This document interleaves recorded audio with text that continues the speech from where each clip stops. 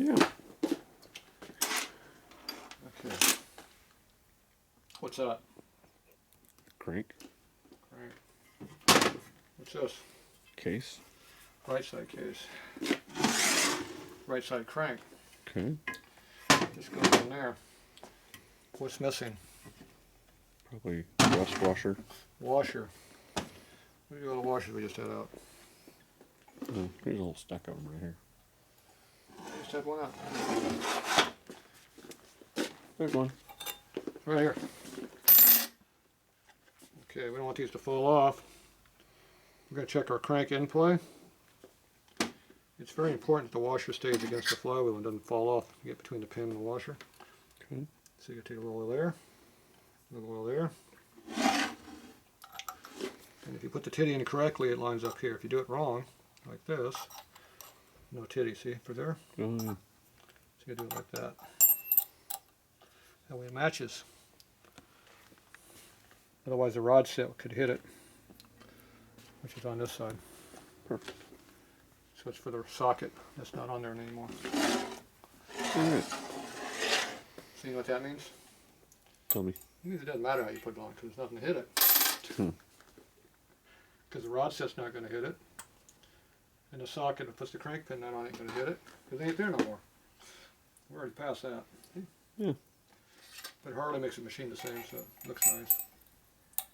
Isn't that nice of them? That's very nice of them. Looks real pretty.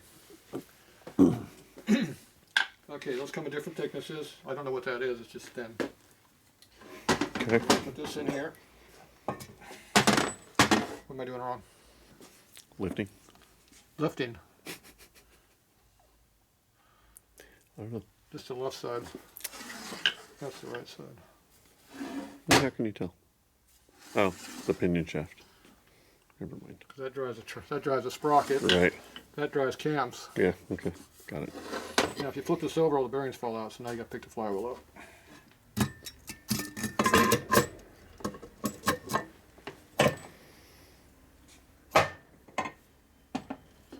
Okay, see how we're past center?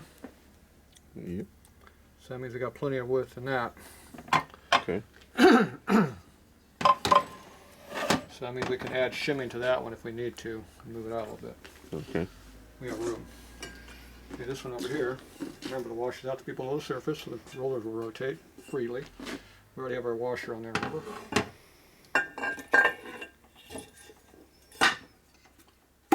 Goes in there like that.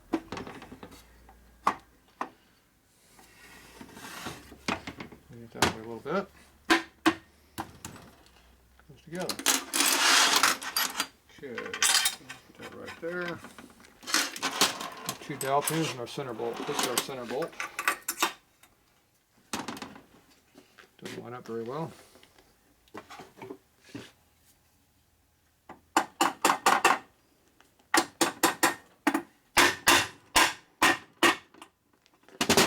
Not fitting.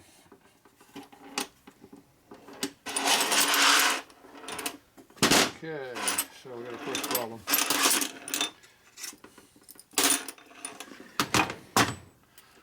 Go the other direction. See where the rod sets at. Okay, we're way past center, so that's not the problem. Okay.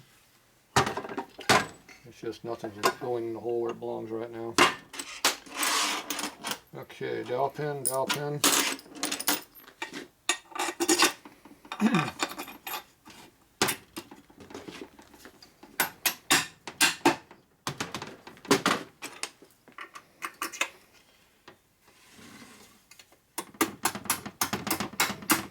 The real dowel pin. The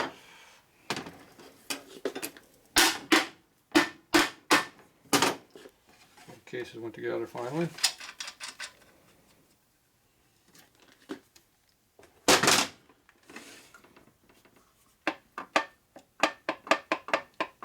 We have in play, that's good. So two things are going on if it slides. It's Okay. not binding, Right. and we have in play. Okay. Now if you torque this down and you have no clearance, you're going to squeeze the flywheel. What happens to them? Oh, then it'll grind and. It knocks them out of true. We got to true them again. Oh. You don't want to do that. No. right now we have enough clearance. We know it's working.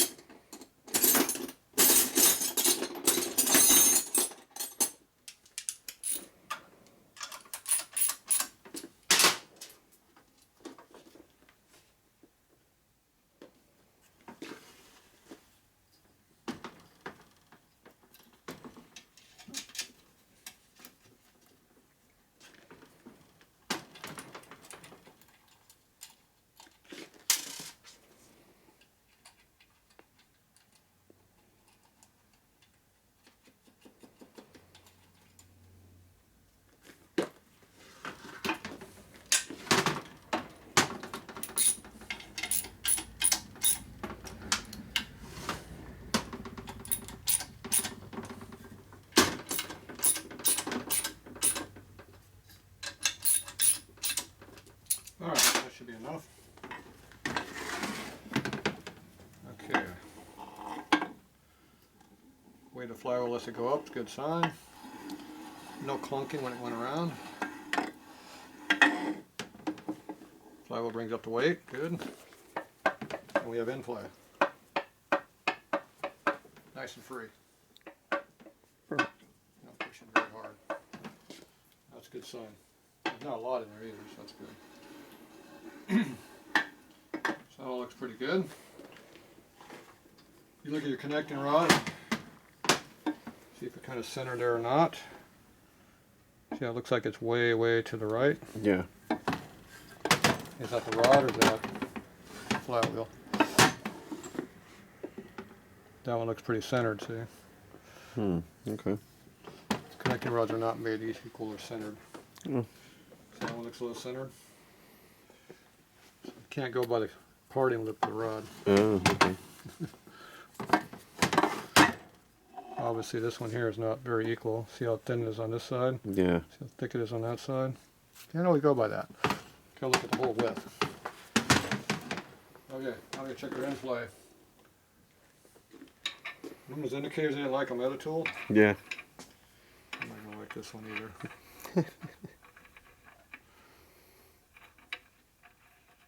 That is not wanting to go on there.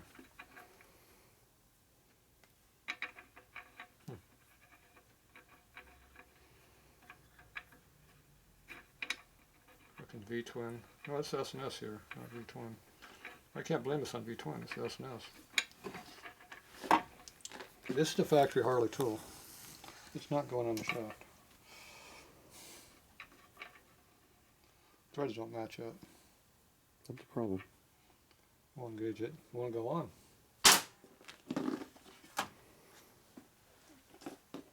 It's a genuine Harley nut. It ain't gonna go on either.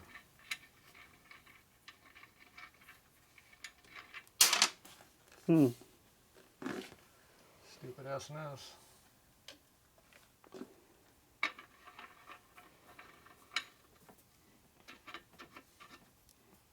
It's a Sportster nut.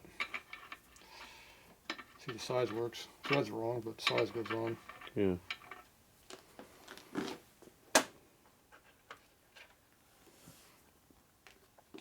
There's a reproduction nut that Dad made.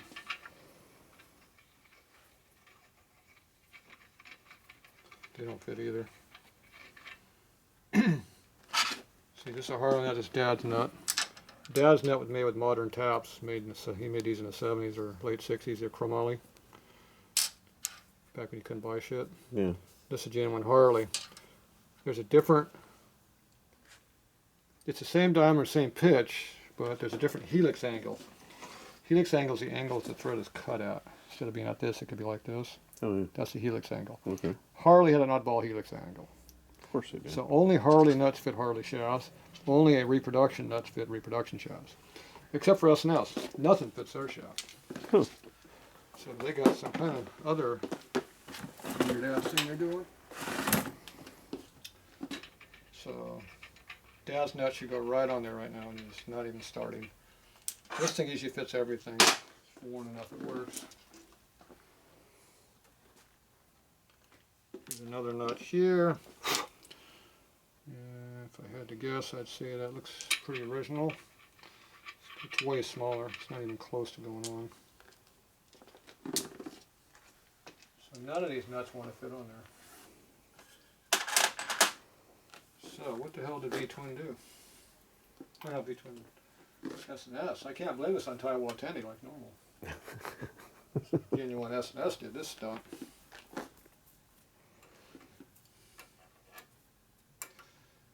Way special. 745. So it's a 3/4 thread diameter, but a regular nut, this won't go in there.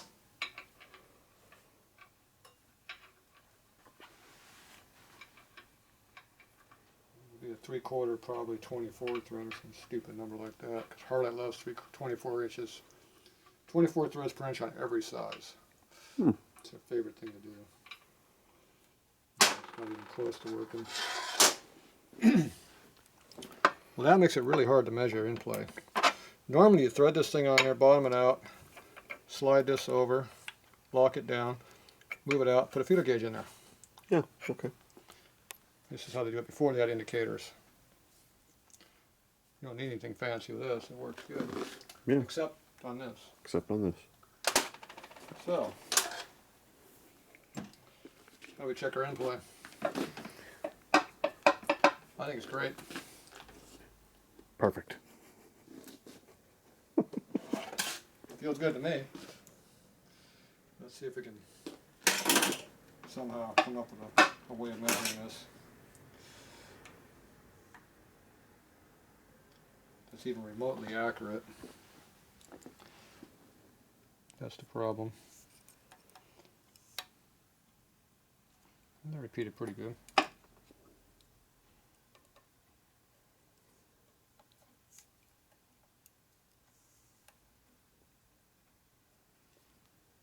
I got 11.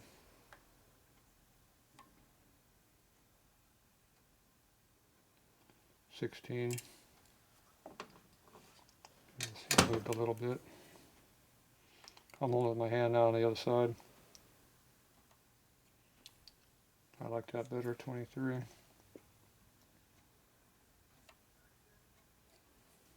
20. So we were on 18 to 22. That's what we're shooting for. It feels good. 40. The hell was that measuring on that one? 35. Ain't no damn way.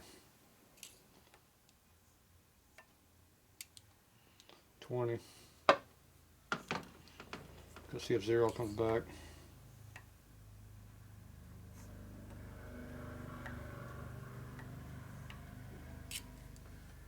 $20. That was 0.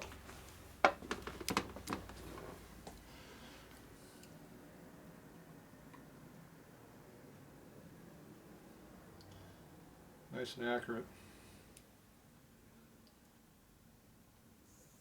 Is caliper screwing me again? I hope not. It was doing that last week, remember? Yeah. Didn't I replace the battery? Yeah. There's 3.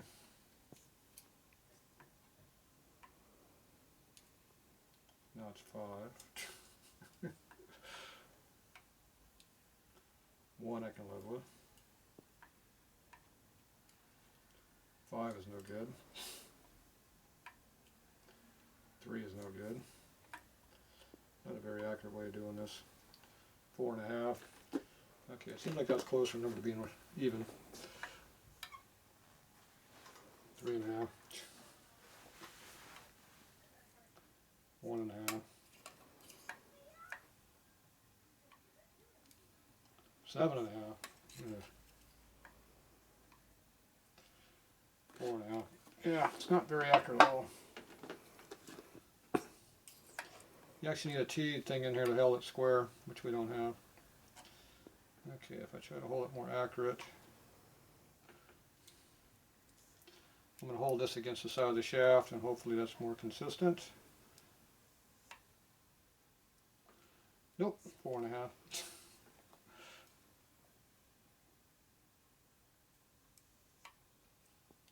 Four. That's just as bad as when I did it before. 1.5.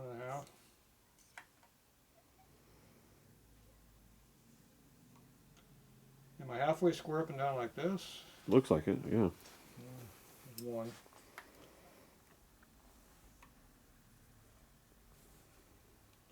Half a thou, that's better. I'm going to hold the crank. 11, no. I'm not going for that. 17.